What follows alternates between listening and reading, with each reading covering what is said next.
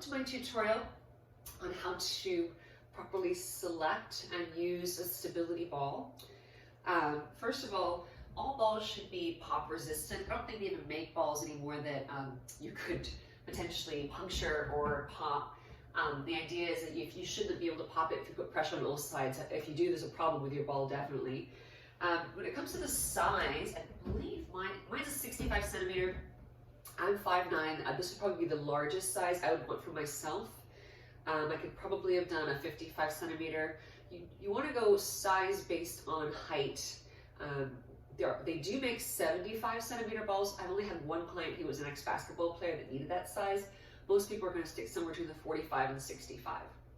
When you inflate it and you have a seat on the ball, mine's a little underinflated if you can't tell, your heels, knees, hips, 90-degree angle here. So when your knees are directly over your ankles, you should have 90 degree. I'm a little bit below because I'm kind of in a softer ball, but if this was inflated properly, it would be the right height for me. So 90 degrees here, 90 degrees there.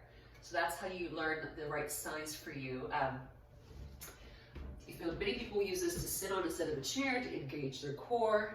I think it's a great idea, really good for lower back pain too as well. There's a lot of things you can do with your stability ball.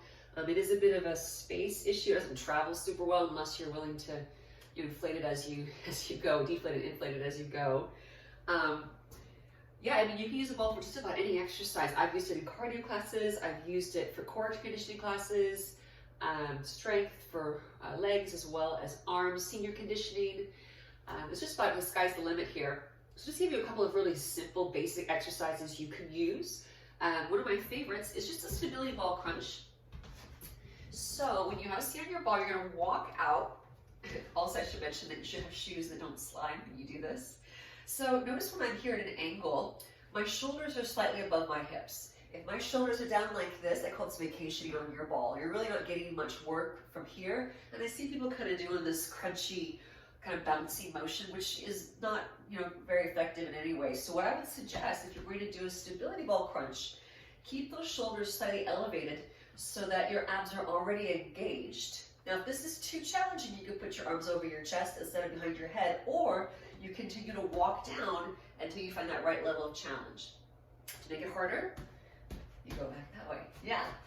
Harder still, fingertips by the ears. The elbows are back. You are looking up to the ceiling. You're going to exhale, lift up. One piece of steel. Harder still, you might consider some straight arm variations as well.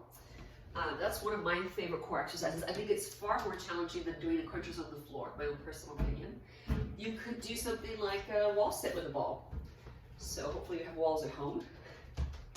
So again, 90-degree angles. You could have your feet walked out just a little bit, leaning back onto that ball, gives your back some support. You could do active squats here with or without weights. You could do a static wall sit, really good leg exercises. As far as arms are concerned, you could do a plank with your palms on each side of the ball. Kind of got my wobbly ball here. So this really increases that challenge. If I had my hands on the ground, there'd be quite a bit more stability. You could also do this one with your knees. So those are just a couple of really simple exercises you could do with a ball. So yeah, I hope that was insightful, and I'll see you again in the near future. Bye for now.